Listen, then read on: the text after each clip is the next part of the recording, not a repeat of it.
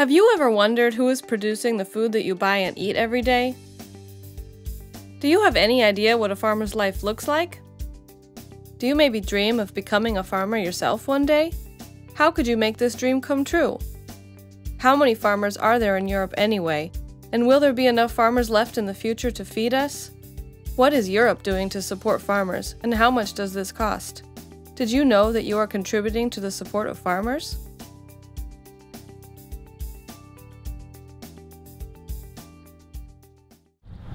We have been living on another farm before, my parents, and then we bought this farm and we changed it to organic. It was a conventional farm and changed it to organic and biodynamic. My parents have been working here for 25 years and I have been working all my life here since I could walk. I have been helping in the field and so it was just, how can I say, why not take over the farm and keep on growing, because I'm used to do it and I like it, and it's a pleasure for me to grow vegetables that people are so happy for.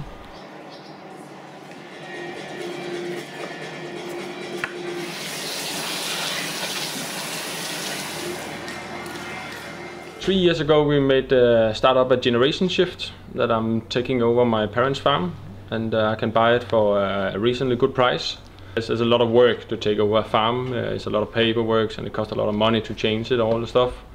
And you have to do it over a period in Denmark so you can get the best tax out of it and stuff like that. So it's quite difficult to do it. You need some good lawyers to help with that. I don't get rich of growing vegetables, but I think it's not about how much money you make. It's more about if you like to do what you do.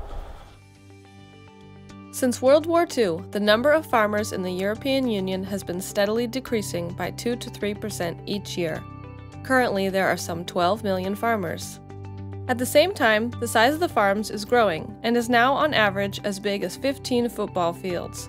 Most farmers are older than 55, with no one to take over the farm in the future. A major reason for this is that being a farmer means working long hours for little pay. The average income of a European farmer is just 40% of what someone in other sectors would earn. Ja, vroeger wilde ik altijd wel iets in het groen doen, maar ik had altijd tuinarchitect of zo, hè? Zoiets waar je dan voor moest studeren en zo. Nou, dat een beetje verwacht wordt ook. Ik heb eerst sociale milieukunde gestudeerd in Nijmegen. En dat ging al over milieu en ook over biologische landbouw en over voorlichting en dat soort dingen. Ik had dan het idee van ja, ik kan er wel een campagne maken om biologische landbouw te promoten, maar ik weet er eigenlijk helemaal niet zoveel van. Ik heb bodemkunde gestudeerd, dus het plan was om iets academisch te gaan doen. Onderzoek, maar ja, omdat het heel veel achter de computer is, dat begon me tegen te staan. Dus, Ja, toen we 7 jaar geleden gingen starten met de tuinderij, toen hadden we toch een basiskapitaal nodig. Hadden we zelf niet en bij de bank kun je dan niet echt aankloppen, omdat je moet al een paar jaar begonnen zijn met je tuinderij of je moet gewoon zelf wat hebben, maar dat hadden we niet. Toen hebben we, om het eerste jaar te overbruggen, hebben we toen bij vrienden en kennissen geld geleend. En uiteindelijk is dat vooral geweest om ons eigen inkomen het eerste jaar, dat we zelf ook wat hadden. I'm Matteo Bartolini. I'm a young farmer. I'm from Italy and I'm the president of CIGIA, the European Council of Young Farmers. With only 7% of farmers under 35 years old, we cannot maintain the agricultural sector in the future, even because there are more than 1/3 that are over 65 years old. So it's not anymore sustainable in this way. I set up a farm starting from nothing, so I have no family background, and I started to go in a farm because I was looking for a different way of life, more linked with the nature, with the family, with the people. The main problem, if you want to go into the sector, are access to land. It is very difficult to get access to land for the young people. And the second one is access to credit. Only with passion you can still be a farmer. You have to transmit the passion even to the consumers. because this is an important part for the young people to do in a different way compared in the past. We don't need to be just a producer, we need to be much more also the educators.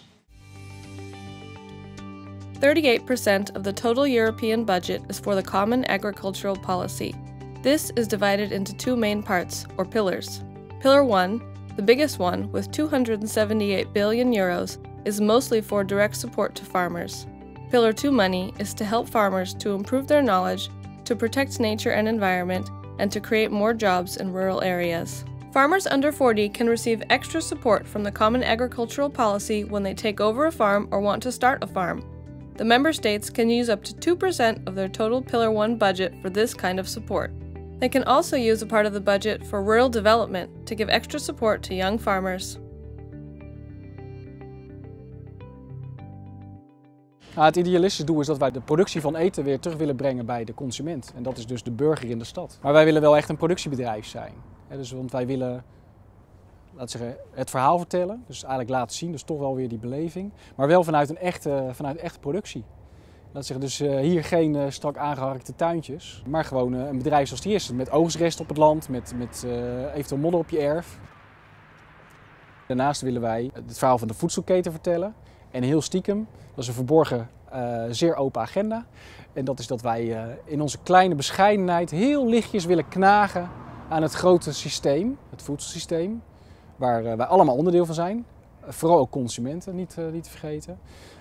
Hier staan we op een hele grote keukentuin op het dak van Zuidpark. Een kantorencomplex midden op een bedrijventerrein aan de rand van Amsterdam.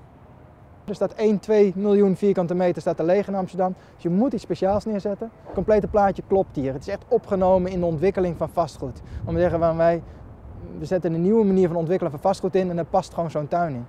En het is dus niet iets los, het is geen gimmick of iets. Het draagt echt bij. En dat zie je ook, dit pand is gewoon op een paar procent na volledig verhuurd, gewoon binnen een jaar tijd. En dat is uniek in Amsterdam. Actually, with the Slow Food Youth Network, we have like a two-try strategy.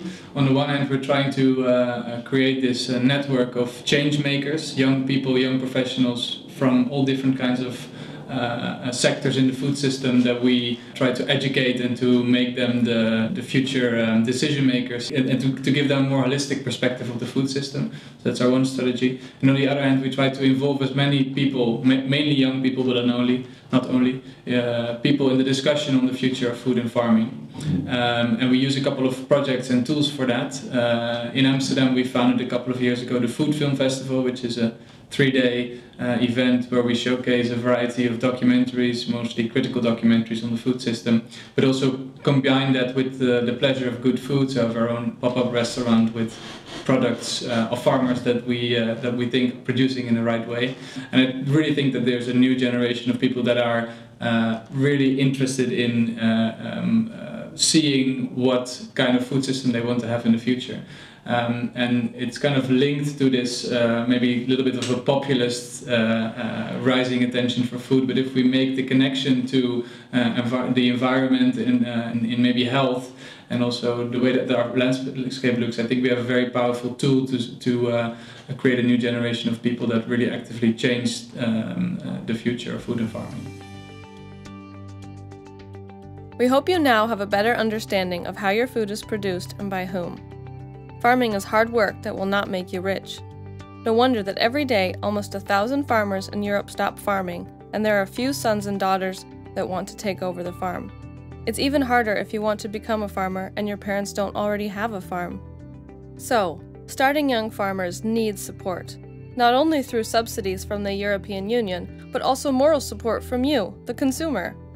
Want to find out more or join the discussion on the topic? Go to canyoukapit.eu.